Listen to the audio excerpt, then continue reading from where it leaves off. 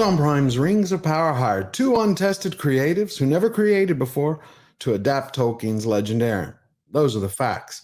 That's why we're in this mess, my friends. Another week, another failed attempt to get everyone all hyped up over a new teaser which they initially buried on their site. You know, I've never seen anything like this before. You had the Super Bowl teaser, then the teaser teasing a teaser, which is teasing a trailer to come.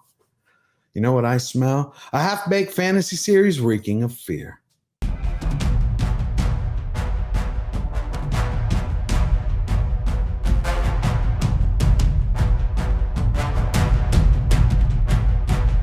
Welcome, Slayer Nation. I hope your week has been treating you great.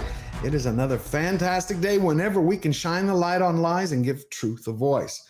Tolkien was a writer, a warrior, a poet, a philologist, and a linguist who carefully crafted every word and phrase to transcend the limitations of language, time, and culture so he could transport people into the glorious mythological past he created. And what does Amazon do? They drop a mythological masterpiece of literature on two untested showrunners who are so out of their element, they're babies who still smell of their mother's milk. And because of that, we get this. Now that's TarMiriel according to Amazon Prime, but the professor described her a little differently. And last of all, the mounting wave, green and cold and plumed with foam, climbing over the land, took to its bosom TarMiriel the queen, fairer than silver or ivory or pearls. Too late she strove to ascend the steep ways of the Menel Tarma to the holy place, for the waters overtook her, and her cry was lost in the roaring of the wind. The Silmarillion Akallabeth. More fair than ivory, pearls, or silver. That's the description Tolkien wrote for us to live through his imagination.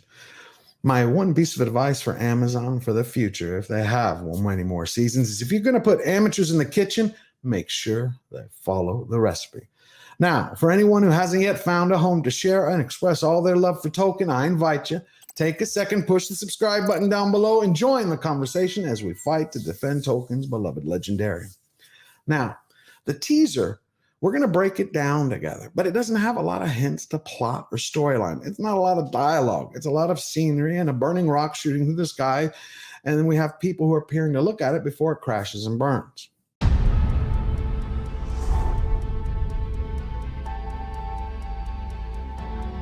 So we have Prime. The opening shot is coming through a fog. You know, how apropos is that? The entire production is cast through a fog of breaking the lore. And we get this mountainside as we fly up to a tower, whether it's Elven or Numenorean, who the hell knows at this point. And then it transitions to seeing hapless Harry the Harfoot. That's Lenny Henry's character, Sadok Burrows. He's the leader of a tribe of Harfoots, of nomadic farmers. Yeah, I know, it always makes me smile. Nomadic farmers. Yes, we're going to follow the migratory patterns of the deer and the elk and the game, all while stopping and standing still and planting our crops. He studies a book intently, and he speaks sounding like a pirate. The skies are strange. I swear I thought he was going to end that with Arg, me matey. They spent tens of thousands of dollars on a dialect coach, and we get someone who sounds like a pirate. I think the last time I heard a dialect that bad was last week in the MCU's Thor: Love and Thunder when Russell Crowe tried to give us a portrayal of the ancient Greek god of Zeus. And I'm Greek, but Crowe sounded like a Frenchman.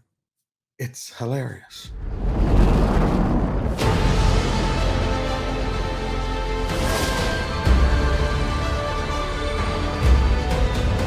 So we get the meteor shooting through the sky, another recycled scene of Gil-galad, and then we come down from the heavens following these CGI origami birds as they fly and start flying around and through what looks like the representation of a Teleri white swan ship. Now, it's golden. It's not white, and its eyes aren't golden and jet. But I'm going to stop here for a second. We're seeing the backs of this troop of elves on the ship. Do you notice something? I'm counting 1, 2, 3, 4, at least 4 elves who have short hair. And one of the 4 either has a crew cut or is bald. Now, I didn't know that alopecia was a disease that immortal beings in Tolkien's Ea suffered from. It's just interesting. You know, the reason that Jackson used elves with long hair is because Tolkien described many races of the elves as having long hair, different colors, but long hair. It gives them this immortal aesthetic. It makes them different than humans, somewhere between angels and mortals. It adds them. It also gives them a sense of height, but not here. They just look like people. And then we come to the front where we see Galadriel herself with her buck teeth, Bugs Bunny teeth. But there's something that after all this time I just noticed. Look at her ears. Just look at him. And look at the gentleman right behind her, the elf. He's a little bit fuzzy, but you notice that they have these like bat-like ears which hang out. It's like they have flight capabilities.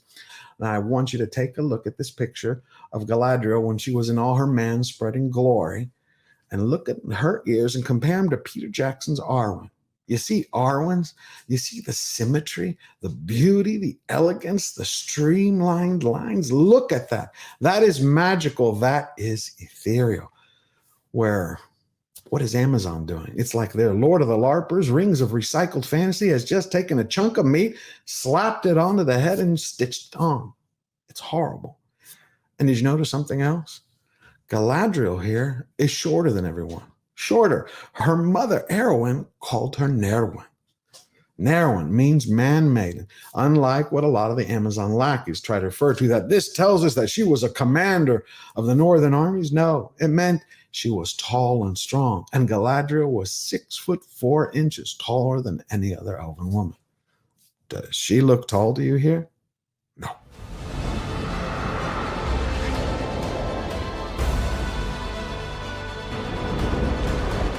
Oh, then the comic continues and we get a shot of Durin the Fourth. Now, I don't know if you know this, but Amazon had shared with us they're going to have Durin the Third and Durin the Fourth are going to be father and son, another lore-busting move. We then go into another recycled scene where I believe it's Gil-galad under a tree till we get to the pièce de résistance. We have Elrond and old man Celebrimbor in grandmother's bathrobe. Now, he's supposed to be the younger half-cousin of Galadriel, but he looks older than dirt here. More than that, he looks like a man in Westeros who's conniving and working and plotting to kill the king in King's Landing. And right behind him are two cosplayers coming right out of a convention for HBO's former series, Rome, with their 3D printed helmets and armor.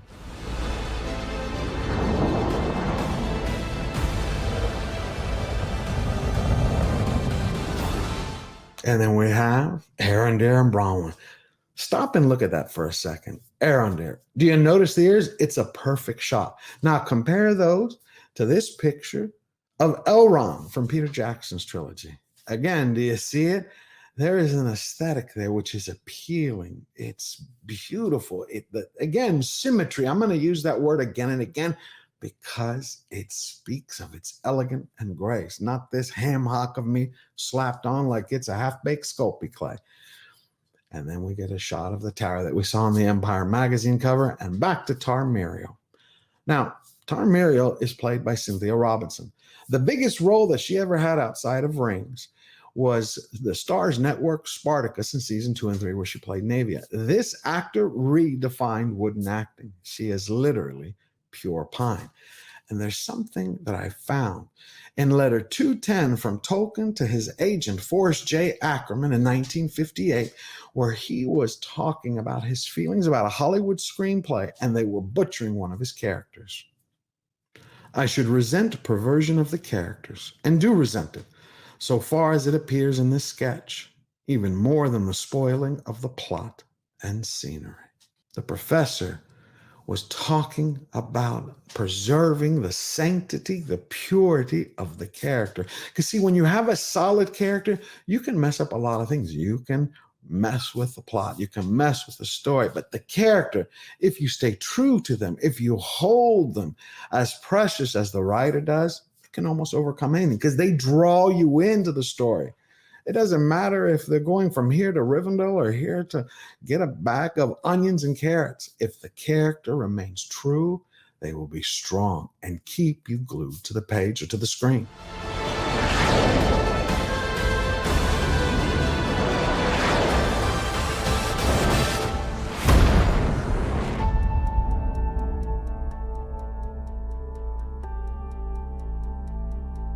So there we have it. You have the meteor keeps going. It lights up the sky where we see a forest and we see some Ents. You know, I was really excited for a second. It's like the kid inside was like, Ents, Ents, Ents. I love them. Then it's like the adult said, it's Amazon Prime. Remember, George, they did this before with the Wheel of Time. They showed us these images of these grand cities. And you're like, it's going to be magical. And then we saw the show and what crap it was.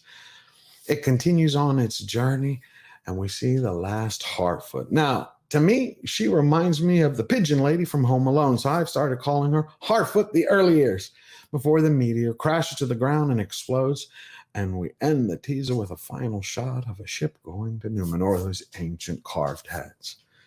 You know, this is the reason we fight, to protect what we love. I mean, let's sum up. What did we just see? We saw a burning rock zip through the sky, and we saw Amazon Prime's DEI policies in effect, their diversity, equity, and inclusion policies. This whole teaser is nothing but quota casting. We got the diverse cast of Numenorians, Elves, and Harfoots completely abandoning the lore. There is no mask anymore for Amazon to hide behind. And then we have TarMiriel, the way Amazon Prime has written her. She's going to team up with Galadriel. They're going to play like this female buddy cop team, like in the movie Heat. But that's only when you have man-spreader Galadriel isn't playing hi-ho silver, rocking the Mirkwood, banging the headboard against the Numenorian brick wall with all her lovers. You heard that right. I shared it with you three videos ago. Celeborn will not be in the series. I think he's supposed to show up in either season 3 or 5. They're going to consider him dead. I don't even know what they're going to do with their daughter. See, they want Galadriel to take on that mantle of the millennial McQueen.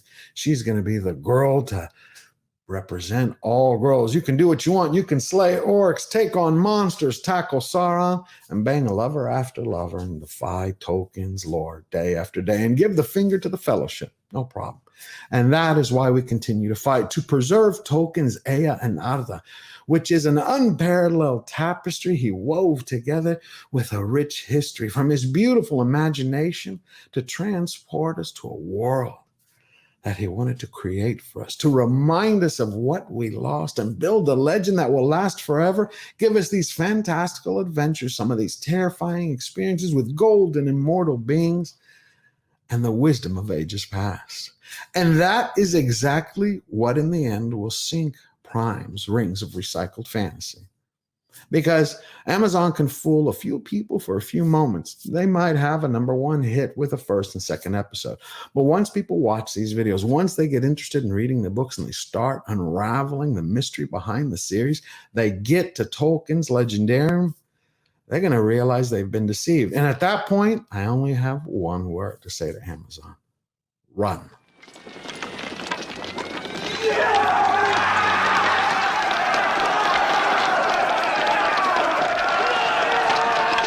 And if you want to make that come true, let your voice and love be heard loud and clear. And remember that we never bow down, we never bend the knee. Firmly, defiant, step up, stand tall, and get busy living your best life now, always forward.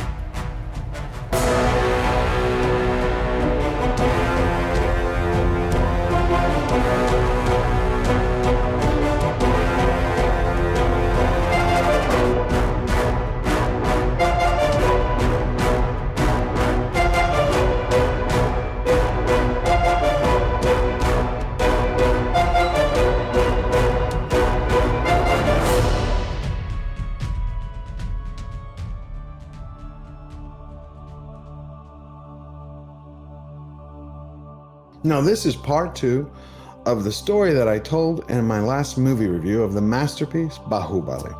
So my granddad and I had just finished at the gun range. We finished shooting and we were cleaning the weapons there before going out to lunch and eat. But as we were cleaning the pistols, I had asked him what was bothering him, and he still wouldn't tell me what had sent him off, and starting to lecture me on those men who are courageous and those men who are cowardly or weak. He pointed. They had closed down the whole rifle range. So he had pointed to the end of the rifle range. There was a gentleman who was digging like a trench and building a new berm. And he says, that guy reminds me of someone I knew 25 years ago. He came to me when he was 19. His parents said, can you please help me? He hadn't finished high school. So he got him a job. About 6 months later, the kid comes to him And he's like exhausted, and he hates, sweeping for the city. He hates laying those cones down on the freeways, and he hates digging ditches. My granddad said, you know what you want to do? The kid had no clue, nothing. What you want to do with your future? Zero. He's like, okay. He goes, try this. When you go into work tomorrow, he goes, I want you to give it your best. I want you to be proud of what you do. He goes, I want you to dig the best ditches they tell you to. And if in the year, he goes, I guarantee you'll probably be running at least 6 men. I'll be damned. About 10 months later, the gentleman come back and told Papu, he's like, you know what? I'm in charge of a crew of 6. 2 years later, he was in charge of 50. A few more years later, more men, until he tells me 25 years later, he goes, this guy who never could figure out what he did, except when I told him, take pride in what you do, whatever that is. And now he's working on some of the biggest construction projects around the world.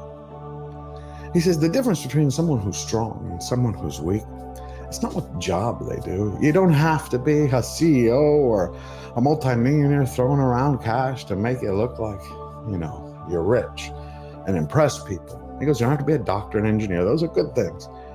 It could be someone who's just fixing someone's air conditioner, repairing the engine in their car, pushing a broom, digging ditches. It's about how you take pride in what you do, and you do it to your best.